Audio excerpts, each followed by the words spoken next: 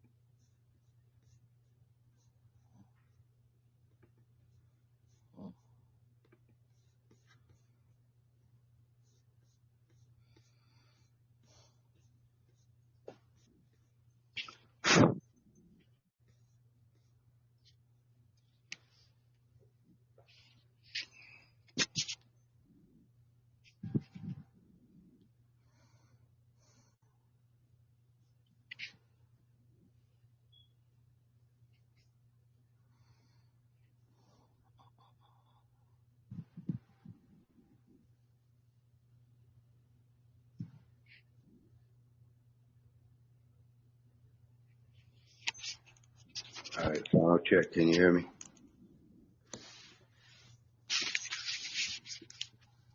Hello? Oh, you're talking to me? Yes, I can hear you. Okay, I'm doing a final check. I'm not trying. Okay. Okay.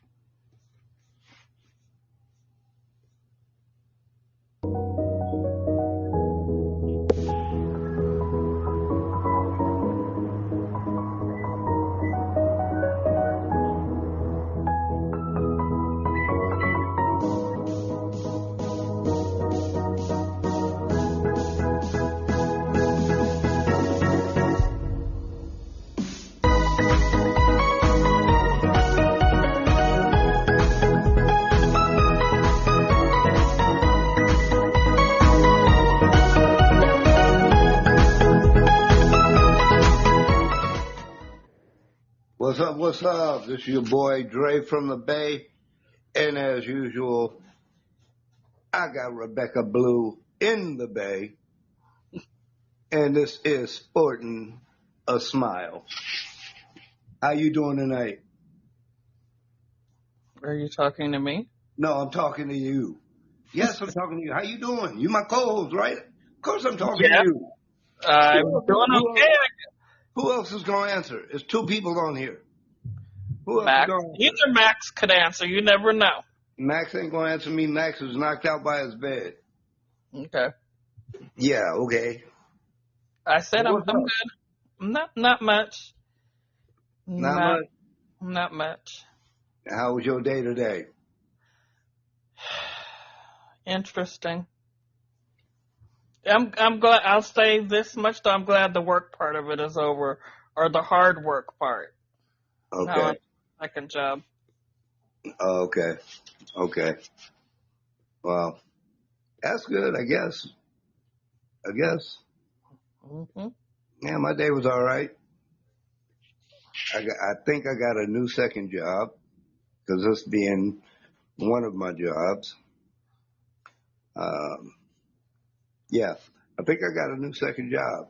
That's good. Congratulations. Yeah, I'm hoping. I mean, yeah, I'll be doing something I really enjoy doing, which is cooking. You already know that. I know. You already know I like to cook. I throw down in the kitchen. That's good. Definitely, definitely. So, are we uh, are we ready to start this show? You're ready. I think I'm ready. Are you? Yeah. Yeah. And here we go. All right, I'm gonna kick it off as usual with Coach's Corner. And what I want to talk about first in Coach's Corner is 49ers New York City invasion, which is happening November 1st this year in Manhattan, New York, at Trinity's Sports Bar in Manhattan. They've been doing this for quite a while, apparently. Blue and I and her son are planning on trying to be there for that event. I did get a message from the manager or owner that the whole weekend is full of 49er events and giveaways and all of this and that and the others. It looks like it's going to be a fun day, a fun weekend, period. Um, we, meaning Blue and I, have reached out to see if we can get them to do an interview with us to explain why they do this every year, that they play against the Giants or the Jets. I think I think the invasion is the same way. If they play in New York, they do an invasion. But anyway, yeah, I'm looking forward to going to that. Blue's going to try and get out here with her son. It will be a get together vacation kind of work weekend for Blue and I, because we hope to do a podcast from down there just to let you guys know what it's like and what's going on and all that good stuff. Are you planning on still coming out there? It's the hope, wish, and the dream. One thing you failed to mention is that's around the time that my son, well, I shouldn't say God forbid, because I really do want him to turn 18 and continue living. But as a mother, it's hard to see like your child grow up. So, yeah, Yeah. definitely planning on coming out there and bringing Eli with me if Okay. he Well, doesn't have games or anything like that. well, I kind of figure it like this: if he's playing or has some events going on that weekend, yeah, that would be his choice. He could either go be with the team or he can come out to New York City. But again, his dedication is to his sport. So if he is playing that weekend, I'm almost certain he'll probably wind up staying back in Cali and helping this team and supporting this team. In fact, if I'm not mistaken, November, he'll probably be playing football that weekend for Yeah. Lincoln. So, we don't want to force him to come out to New York City and miss a game. Who knows? Lincoln might be in the playoffs during that weekend. It's a far away. It's far enough away where, you can kind of plan around it, take a look at the schedule for the football team in Lincoln. If they're playing, hey, I wouldn't pull him away because he wouldn't want to be pulled away. That's my opinion. I know I would. I wouldn't. But yeah, Niner New York City invasion, November 1st, 2025, Manhattan, New York, Infinities Sports Bar, right across the street from the Empire State Building. What better scenic route or scene could you have? You're right across the street from the building that King Kong fell from. Mm-hmm. So there's, the photo opportunities.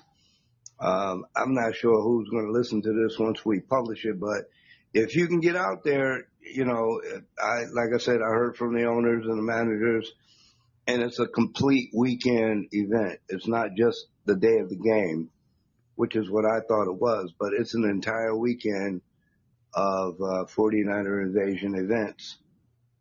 So it should be fun. I think it's going to be a lot of fun. Plan on being out there. We'll see what happens. We'll see what happens, right?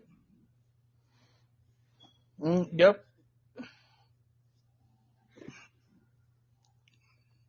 What? Next thing on my coach's corner.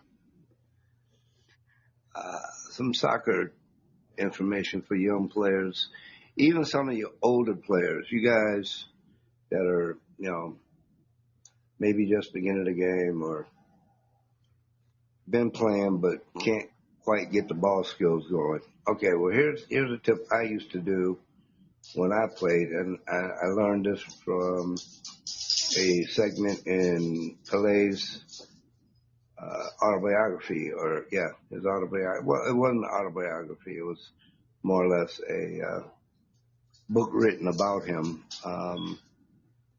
And one of the things he used to do when he was young was, if he didn't have a soccer ball, which most times back then, being in Brazil, grew up in a poor neighborhood, you barely, if you were lucky, you had shoes, let alone a soccer ball.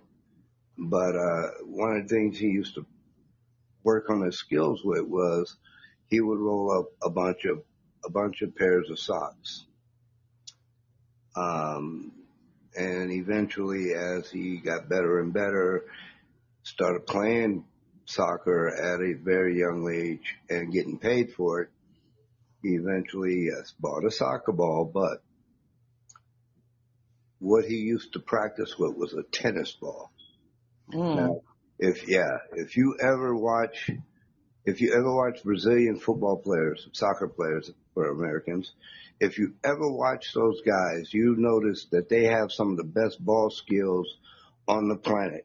I mean, they're like they used to be like the Harlem Globetrotters of soccer. They did things with the soccer ball that no one had ever seen before.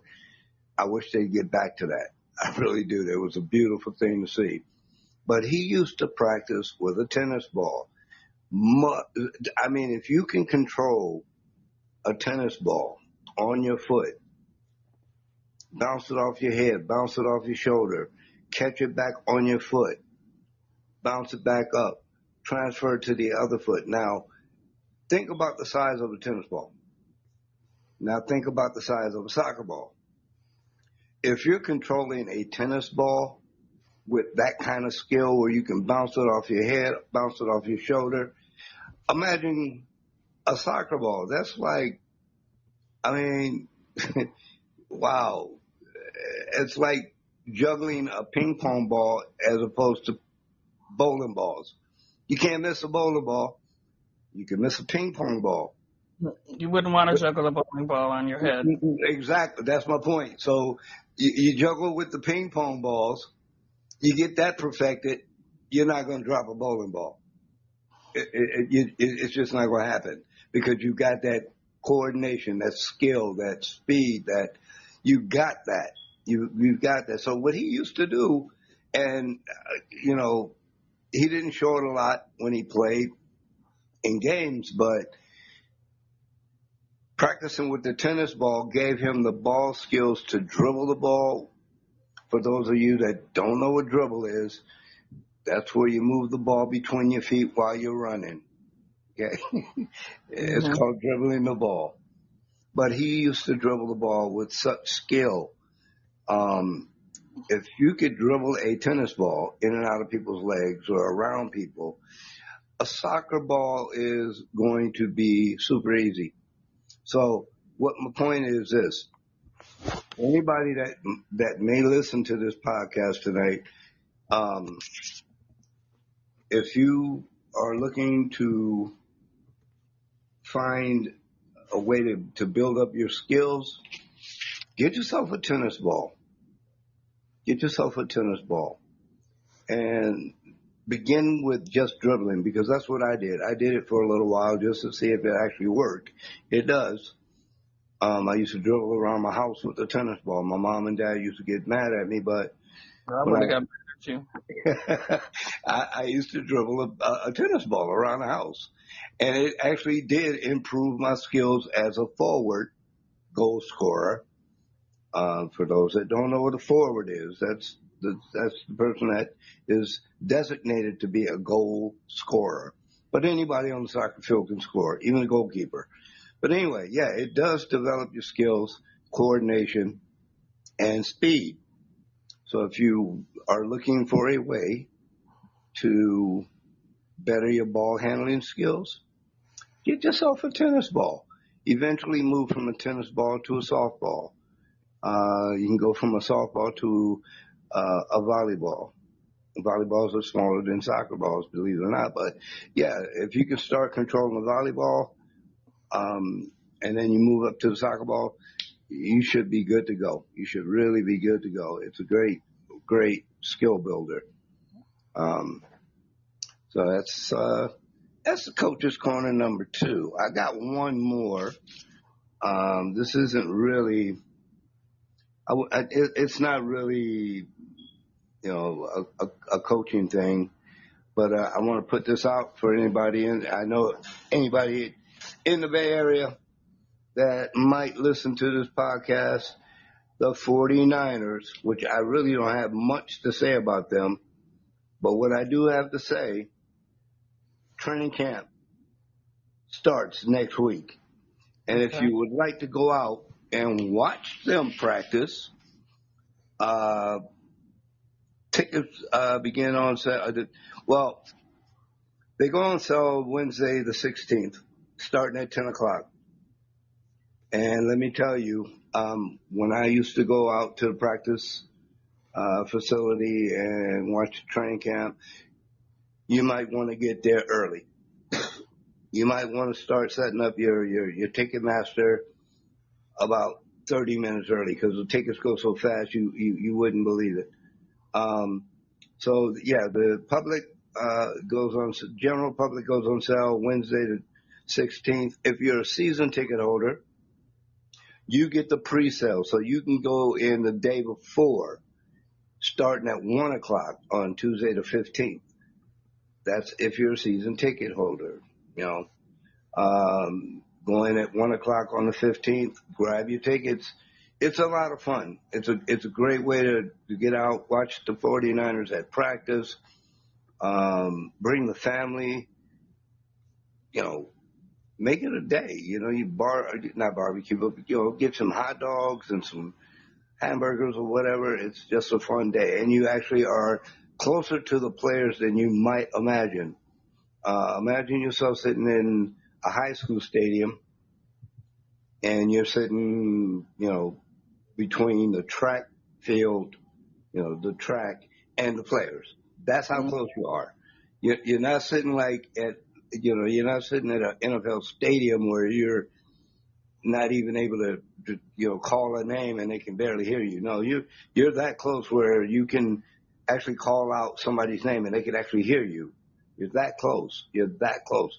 The picture I posted on our page with me and my hero, my father, that was his first and only visit to 49ers facility, and he had a ball. Well, I can't say he had a ball because I thought he was going to have a heat stroke. It gets hot out there. It was hot, hot, hot. But the 49ers staff literally took him underneath one of the canopies, let him sit down underneath in the shade, gave him a bottle of water. They, asked him if he wanted something to eat. He got better treatment than I did. I had to sit in the heat.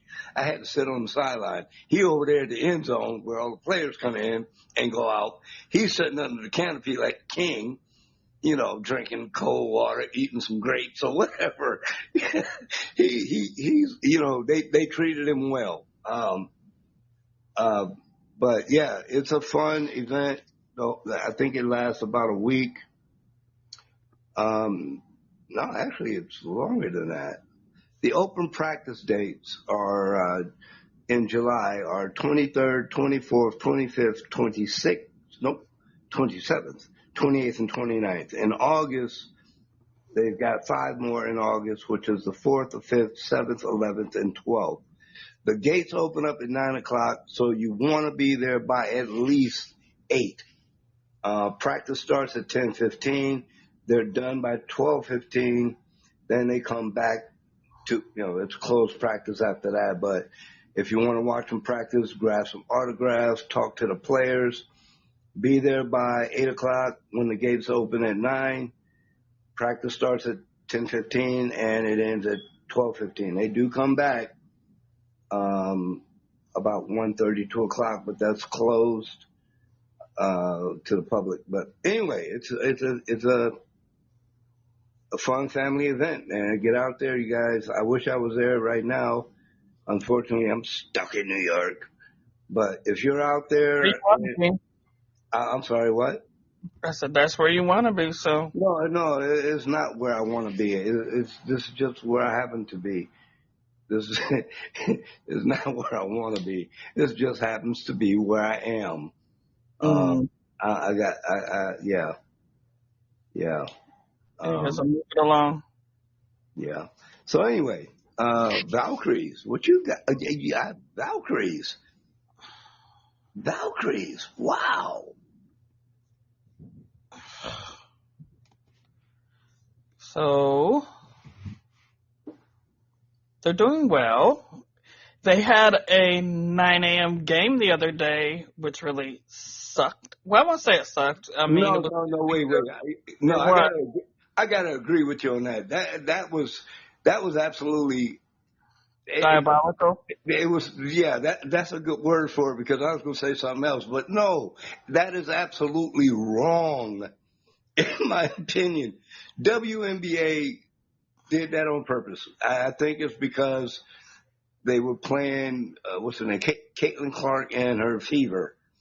Okay, so they played the game at, I think it would have been 11 o'clock.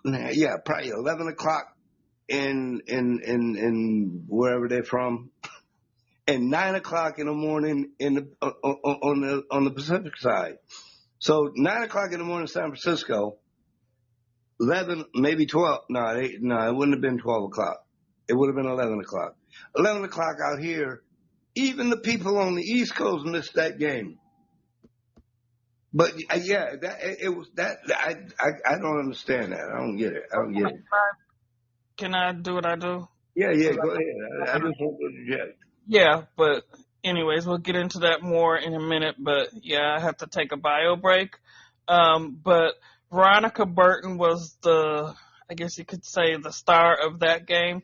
She scored 21 points. She hit a career high of 5 3-pointers. And they won 80-61 over the Fever. Yeah. She also grabbed 8 rebounds, had a whole bunch of assists, and Caitlin Clark only scored 12 points. Thornton, excuse you, Caitlin Thornton, who is an All-Star, or part of the All-Star team, she finished with 18 points, had 2 assists, 8 rebounds. So they're Yeah, doing really well. they Well, got. they did lose a couple of games, but they're back. They're doing good. And hold on one moment, I'll be right back. Okay, while we wait on her, I will speak on the Valkyrie. Yeah, Valkyries are doing. Valkyries, I tell you guys, Valkyries are making moves and they are kicking down doors. They are doing things that nobody expected them to do. I say this every week about the Valkyries. They're doing things no one expected them to do.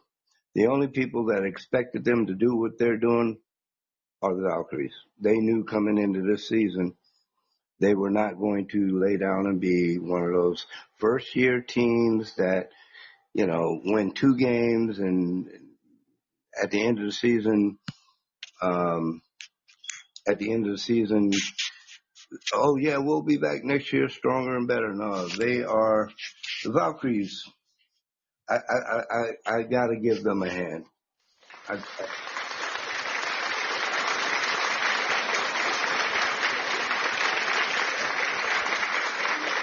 I gotta give them a hand. They're just doing stuff. They are definitely doing stuff. Um, and I'm really happy for Kayla Thornton for making the WNBA All-Star. The only player from the Valkyries to make it, but hey, at least we got somebody there to represent the Bay Area. There'll be more next year. Yeah, I'm sure there will be. Um, yeah. So you're back. So what else you got for us? Nothing. Because you're supposed to talk about the Giants. Oh, I'm going to talk about our boys from San Fran. Man. All right. Where do I want to start with the Giants? Okay. Well, I'll start with something simple. We got our man Chapman back. He had a broken hand. Got hit in the hand with a pitch. Took him out for about 2.5, 3 weeks, something like that. And he's back and already making a difference.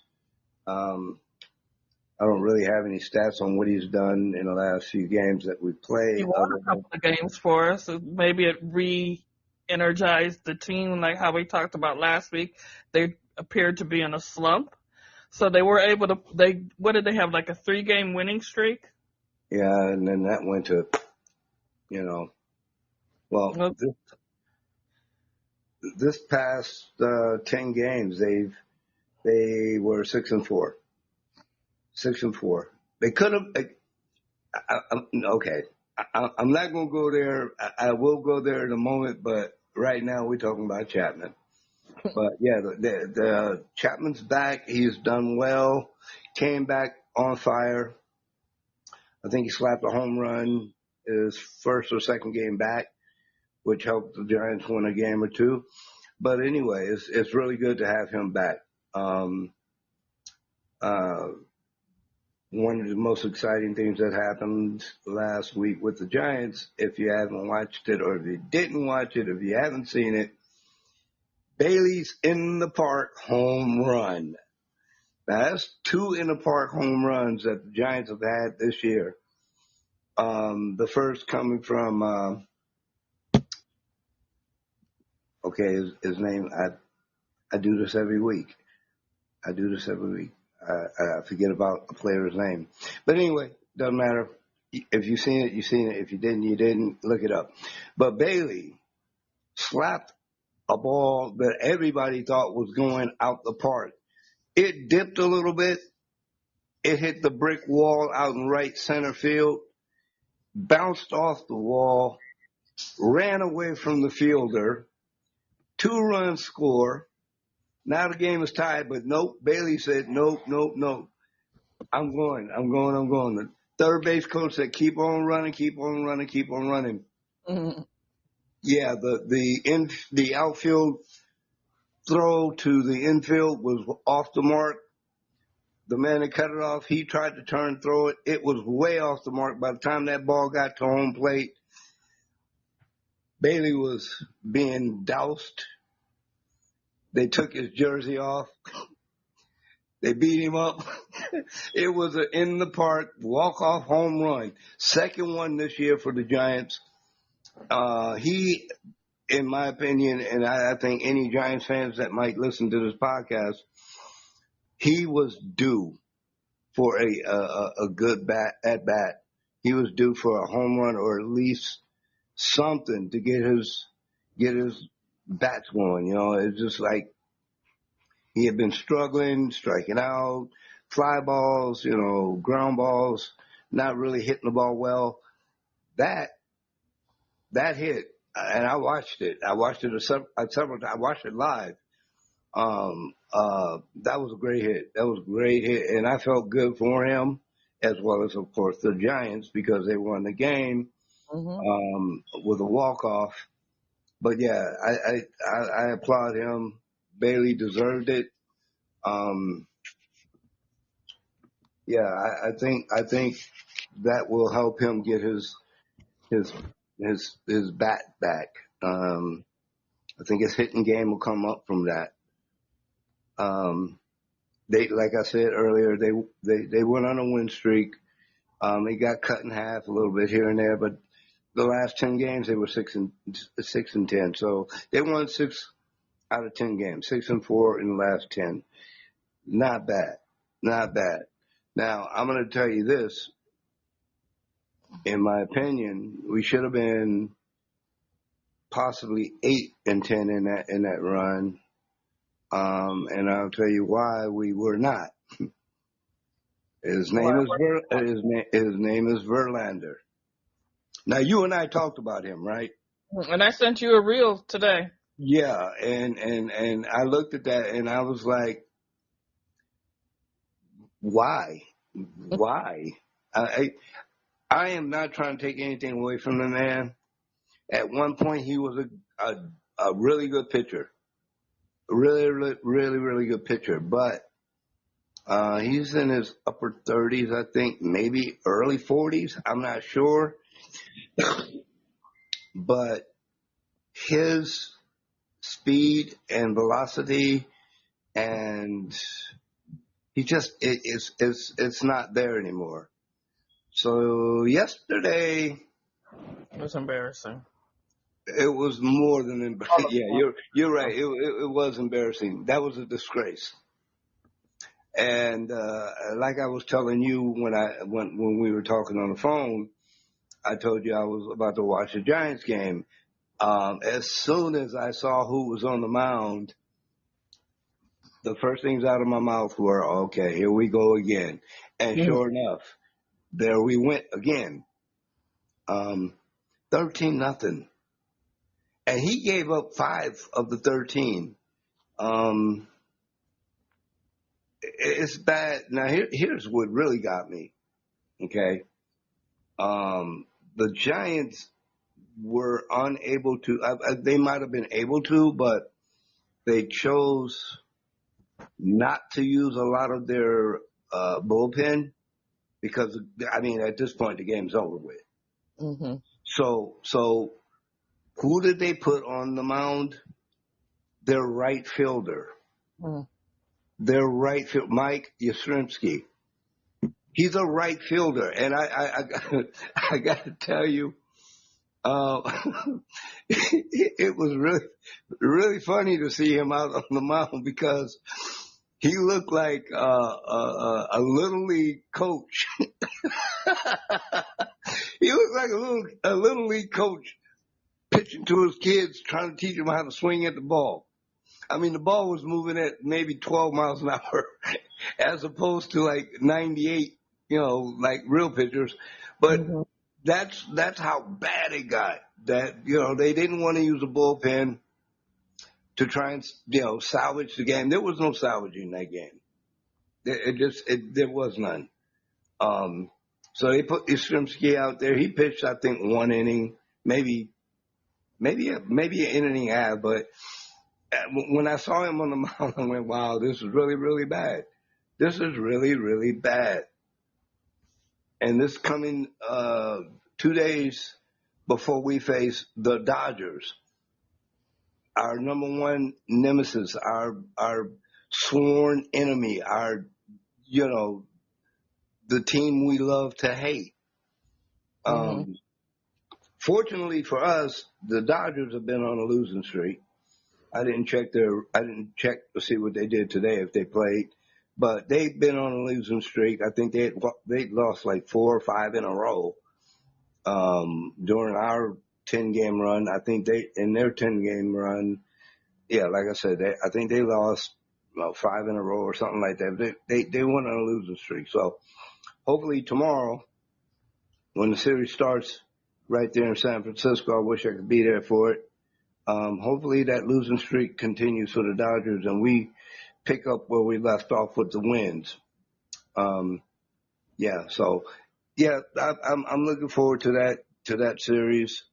What I'm also looking forward to is what's going on with the Warriors. Terrible segue. What I'm looking first. So as we all know, the summer league has began.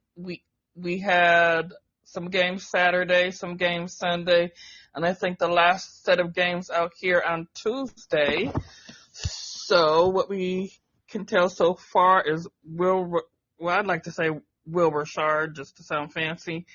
He killing it. I guess he's doing well. He debuted, as I said, in the California Classic. He got 16 points, 4 rebounds, and 2 steals. He's 6'4". I probably have a lot of other information that I'm not going to share. This Alex Tui, he's 6'8", and he has a 6 foot 10-inch wingspan. Damn. So he's got the wingspan, and he is known for his defensive instincts, but he seems, he struggled in the California Classic. But they did give him 24 minutes of play, but he only scored like 6 points. So, we'll see. Man, a 6'10" wingspan? That's what it says, yeah. Ooh-wee. Oh, my God. Wow. Yeah, so we'll see. I mean, he's not the big man that we're looking for, but hopefully he can become that. LJ Cryer, he did go undrafted, but he was called up or signed to an Exhibit 10-game deal with the Warriors. So he did earn a spot on the Summer League roster. That's why we're talking about him. And I guess my cat's getting on my nerves. He's the hot take. Okay. I'm not done. He's the hot take of the Summer Classic. He had 19 points in the game versus the Spurs. And he shot, 5 to 7 3-pointers. So the C-Dub's coach, whatever his name is, praised him. Okay. I think I had some stuff on Jackson Road, but I don't, so I'm not going to talk about it. But on to, this cat gets on my nerves, on to Jonathan Kuminga. Yes. What you got on him? The final trade deadline for all the off-season trades was the 6th of July. So now, I guess for better or worse, we have to keep him at least until the mid-season trades happen. Wow. This is because of the new CBA rules and financial constraints. I'm not going to get into all that stuff, even though I did research it. But yeah, so basically they missed the trade deadline, and I believe, if I'm not mistaken, they will not be able to do any more trades until mid-season. Wow. And I think we've said every week, and we really kind of, I don't say dived into it, but we talked about it last week, the very secret of holding whatever they're doing really close to their chest. And you likened it to how, the 49ers do. So maybe there's some big grand plan in here. So yeah, we'll see as the season. We'll see. Yeah, I'm looking at some information that I think you put down about the CBA and financial constraints. Yeah, you can read all that. Um, um, wow, wow. So he resigned at 30 million a year, right? Hmm. And then only half of that counts as outgoing salary, limiting his matching flexibility. So in other words, he was signed at 30 million. Hmm. Only half of that counts for outgoing. So if a team wanted to pick him up, uh, wow, wow, yeah. He gonna be with the Warriors for a minute. Looking at them numbers, yeah, he gonna be there at least till mid season. Um, Oh my goodness. I have to be honest with you. You know, I'm looking away from the stats right now. I'm going to talk as a fan, and I want you to do the same thing. I really like Kuminga. He had a bad rap last season. He was injured, came back, tried it, got injured again. Um, a lot of people, you know, writing him off as being like a diva or whatever. I I I don't think he's a diva. I think what he is a young man that really wants to succeed in the NBA, be it with the Warriors or wherever, because he even made that mention. He said it doesn't matter to him where he's at. He just wants to win basketball games. He wants to be an all-star. And I commend him for that. I think anybody, you know, that comes into the NBA wants to be the best they could be and you know, make a name for themselves. You know, being an all-star, that takes a lot of work. Um, I think he can. I think if the Warriors really work with him, I think they keep him. What do you think? I definitely think they should keep him. I would have been sad to see him go because I knew whatever team he went to, he would have became a powerhouse. And that's not to say that he can't do that with the Warriors. So hopefully, whatever the issues are, will be resolved before the season starts, and he can just develop with the Warriors to his full potential. Yeah. Because he's young. I mean, I was young and did some dumb, crazy stuff. Yeah. I mean, And he got the money to do stuff like that. yeah, he does, and that brings me to a point that we didn't really um, we didn't put this on the agenda, but I was talking to hopefully my new boss about college players being paid now. NIL deals. It's crazy. High school Um, players get paid. I'm saying Not though. I mean, NIL deal. it is crazy that a college player can get, you know, upwards of 2 to 3, $4 or $5 million in endorsements, plus money from other things that, you know, I don't know much about, but I'm going to look into it. Um, why, if you're, Get like a stipend to be in college on the team. So I think the college, in a sense, pays them. And then, like you say, now they can get, and I think it could be a good thing. Now they can get what's called NIL deals, and like you say, have endorsements and things like that. But it also kind of like goes back to like the thing we were talking about with the players and them not having humility, not being humble. right? Um, Yeah, yeah, yeah. so for And, someone who does have a young athlete in their house, by all means give them an NIL deal. But then also for someone who enjoys at times watching these sports, wants to see people that number one love the game, enjoy playing it. That's the same thing, but be humble about it. I don't right, want to go out there. in 20, 30, 40, $50,000 chains and I'm saying when I say that meaning they wearing these to the game and wearing them in the game. Yeah, I yeah, remember we talked about that last season. yeah.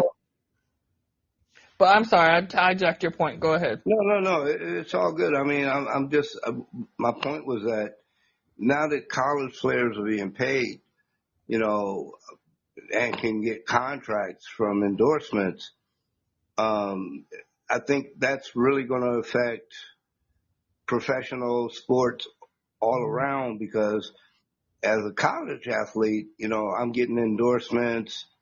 I'm being paid, you know, $10 million by Nike to wear a certain shoe. And then, okay, now the draft is coming up.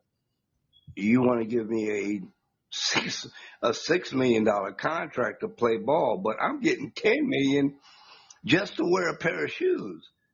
Where will you go? Do you continue another year of college, or do you go in and you know you go to the sport that you know you're being drafted in, and take that cut, so to speak? Because once you go pro, even though you have an endorsement contract with Nike, Adidas, whoever, um, does that contract change because you now become a pro? I don't That think it necessarily will change, but I think some of the things that we've seen, and I think they talked about this in the NBA draft, well, we kind of watched, and then also when we watched the NFL draft, they can potentially make more money, like how you're alluding to, staying in school than going right away to the pros. yeah.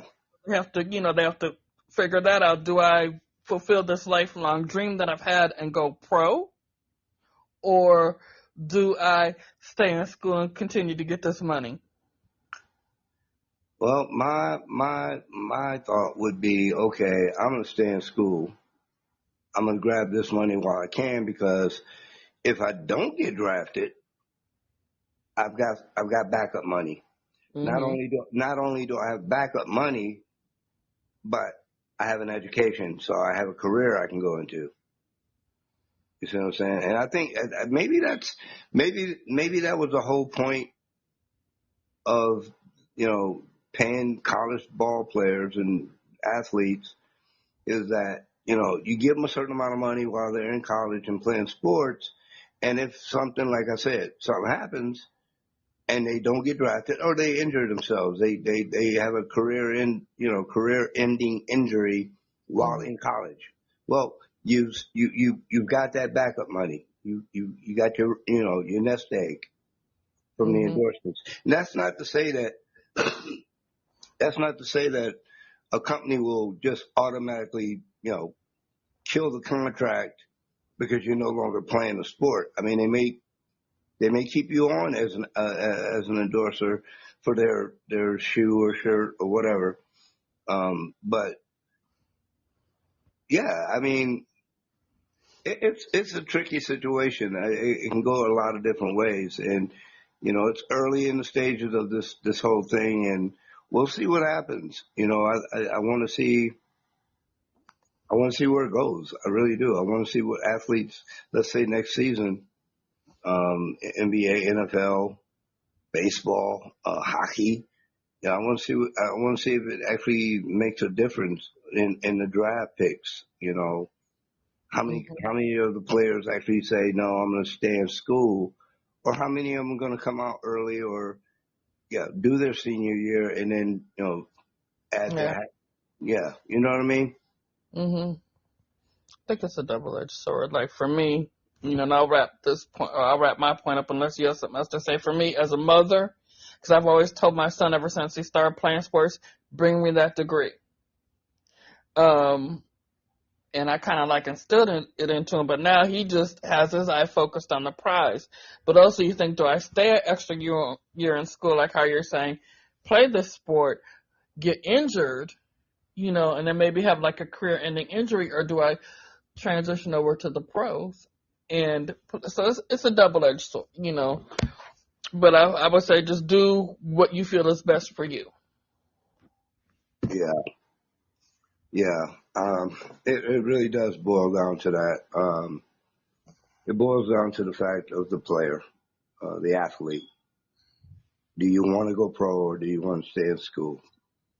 It boils down to that. If you stay in school, you can probably still go pro, Hmm.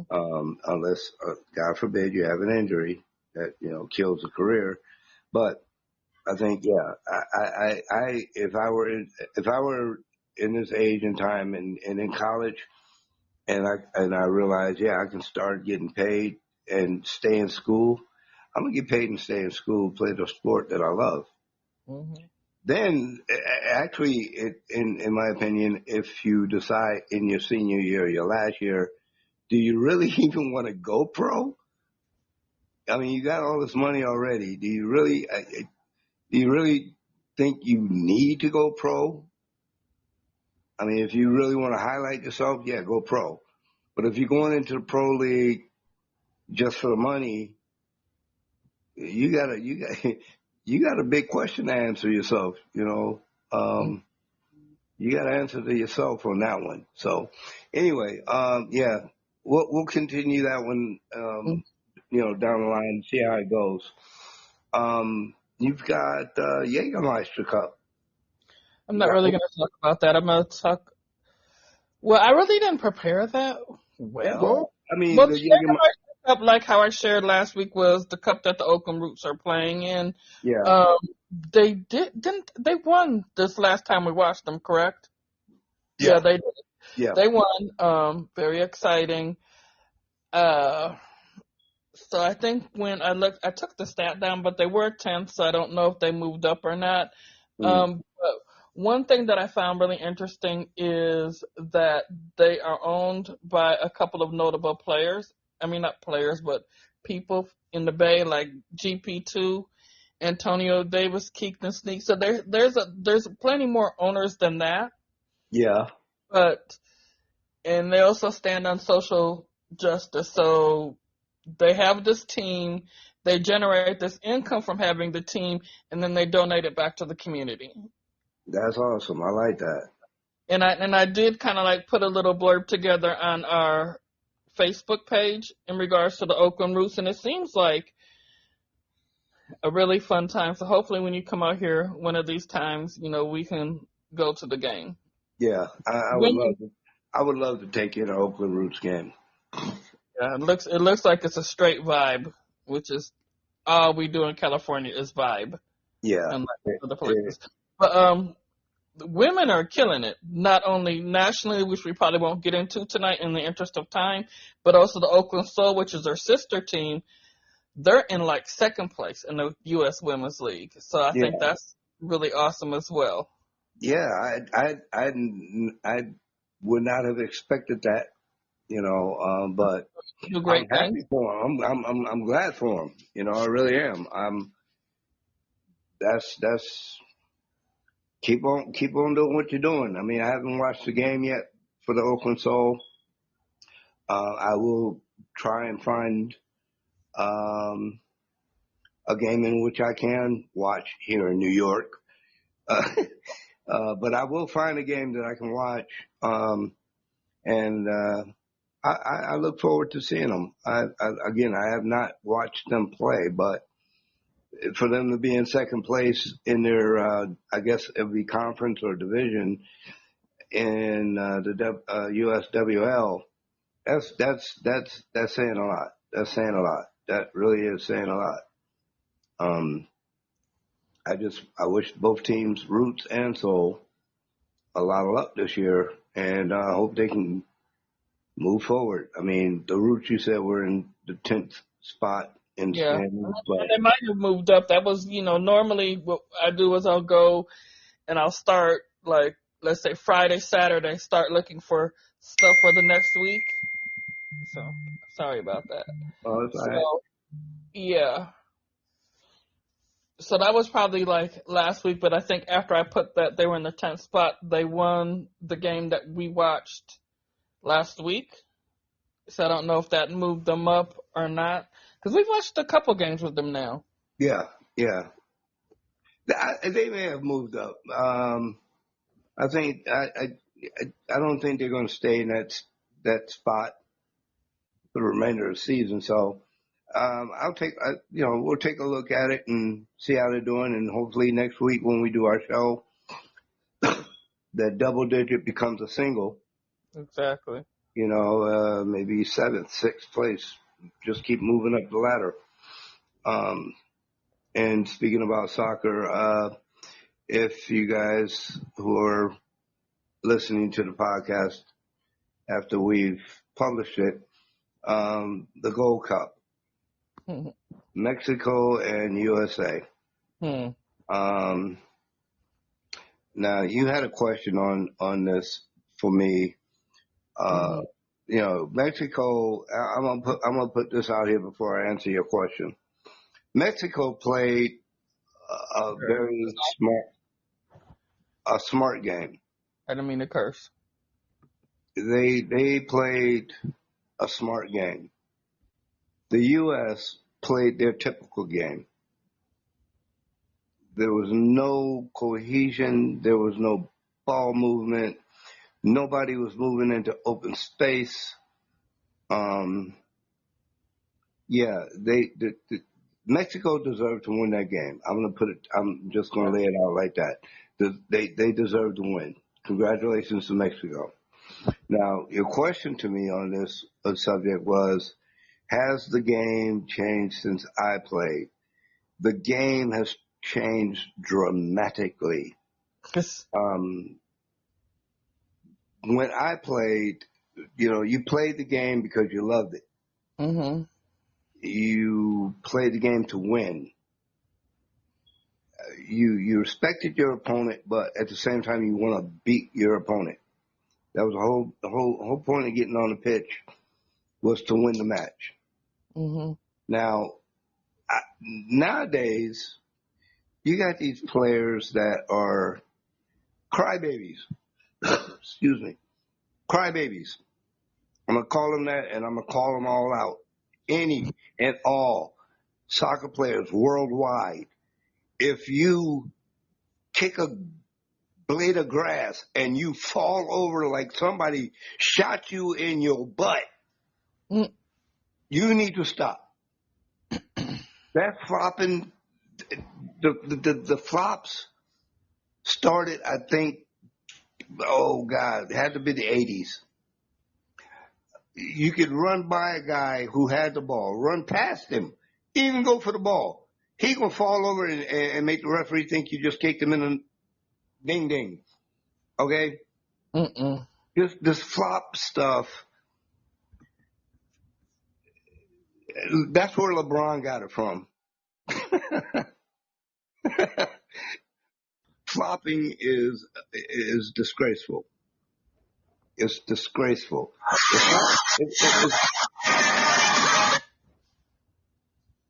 Not only is it disgraceful for the sport, it's a disgrace for your team, and it's a disgrace for you as a player.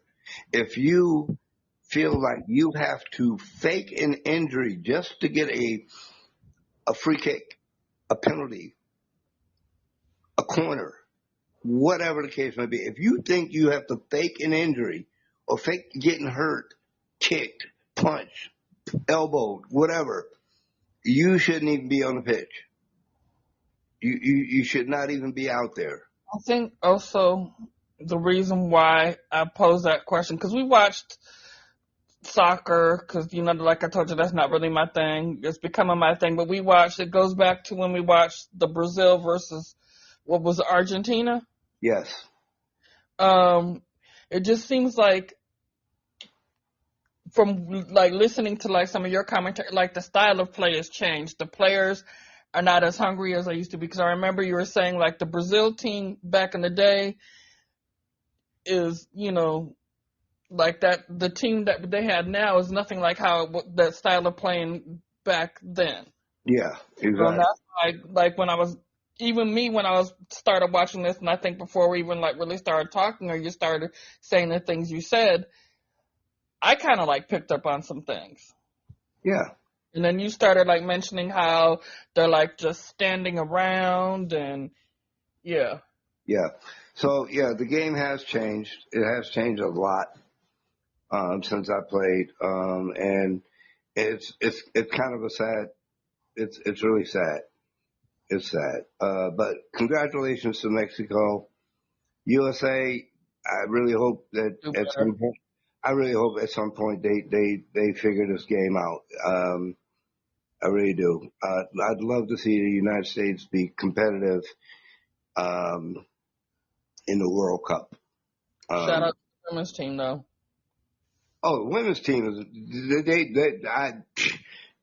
hands down. If it weren't for the women's team in the United States, we would have nothing. We would have nothing. We would have nothing. So yeah, shout out to the women's team in the United States. The United States women's national team. My hat is off to you. Um, we are running into a little bit of overtime here on the So sports. what I want you to do, or what you can do, is we can table the Learn With Us. So we can put some of the Learn With Us on the Facebook page. Our Facebook page is Sporting a Smile. And you can just go into your well, not the Bay Area bus. We can maybe take that to, well, you kind of talked about it a little bit, but you can do your favorite memory and your legend if you want. Yeah, I was going to do that, but I think I'll save it for next week. Okay. I also had, Are we you know, running out of time? Running out of time. Okay. well, I mean, we're not running out of time, but we're running into overtime. Okay. I did have some things I want to mention some of these real quick, okay, before we close the deal. We've got a segment called Learn With Us, and right now we are trying to learn the game of cricket. So here's some of the I ran across some of the terminology of cricket, and I'm going to give you the term and its definition. I'm going to try and find, okay, here's one. Now, in baseball, if a pitcher hits a batter, back in the day we used to say he beamed him. Okay, so beamer, which is probably where beam came from, a beamer is a dangerously delivery. It's a dangerous delivery. It's a full toss, as they call it. In other words, a fastball that reaches the batsman, the batter, at head height. In other words, he's trying to hit him in the head with with with that little ball that they bounce off the ground. It's called a beamer. So basically, you're trying to hit the man in the head with that ball. It is not inherently funny, but the term itself can be amusing. I'm sorry. So beam a player is probably where beamer or beam came from beamer. Another one I saw, and I think you mentioned this one, duck. I think you mentioned something about duck, golden duck. Did you? Are you there? Oh, you pulled out on me again. All right. So anyway, duck, a Yes, I batsman. did mention Golden Duck. Okay, you took 12 minutes to answer that. That's okay. I'm going to give a definition for the term duck. A batsman who is dismissed without scoring any runs is said to have scored a duck. So he scored a duck. In other words, he didn't do he didn't do nothing. There's also a variation like golden duck, dismissed first bat. Diamond duck, dismissed without facing the ball. Okay. So in other words, you need to get a ball pitched to you. I don't know how that. I don't. Again, we're trying to learn this game, y'all. Um, I'm trying to find one more at least. At least one more. At least one more. Come on, give me one. Let's see. Oh, wait. So can Um, I? Okay, go ahead. go ahead, go ahead. No. What you got? Well, so for those of you that know or don't know, San Francisco now has a cricket team, and that's what caused us to go down this path of what exactly is cricket. Because watching it, you if you don't know, you're really thoroughly confused. I just want to give a hand clap and a shout out to the San Francisco Unicorns because they did make it all the way to the playoffs. Their playoff game was yesterday, but sadly, they did not win, but they tried. They did a good job. They had a really good season.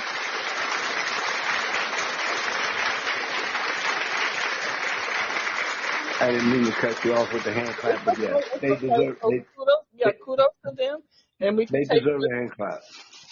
We could take this next year or this off season to learn the game, and maybe next year when we tune in and watch it, I won't be so confused. You won't be so confused. Neither, yeah, exactly. So we got other things we were going to talk about tonight. One of the things I was going to talk about tonight was Bay Area busts, players that were drafted high in the draft, and you never heard from them again. But we'll talk about that next week. We will definitely talk about that next week.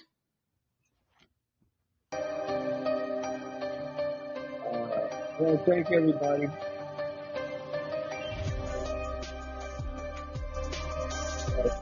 Has listened to the game, or not.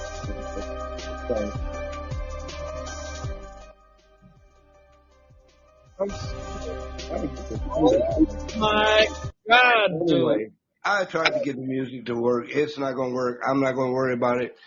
Thank you if you're listening to this podcast after it's been published. We thank you. We hope that at some point you join us. Even if you don't join us, make comments. Send us an email.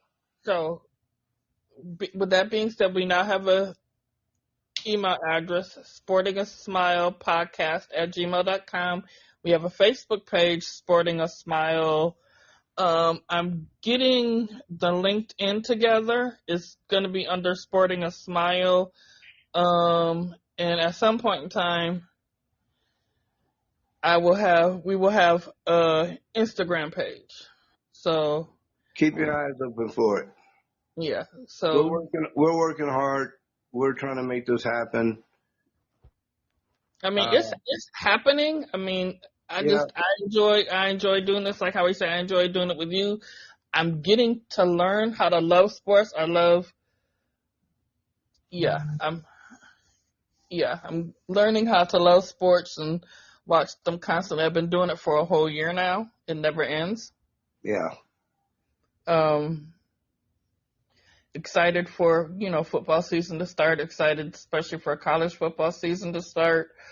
And I'm going to stop talking because we're over time. Oh, we're way over time. But that's all right. Again, we appreciate, even though you're not here in the room with us, if you listen to the podcast after we publish, leave us comments. Maybe join us next week. You might have something you want to say about a subject we're talking about. Either way, we appreciate you. We will be back next week, next Thursday, with a whole new show. We're going to talk about some of the things we didn't get to talk about tonight. But in the meantime, you guys have a great, great weekend.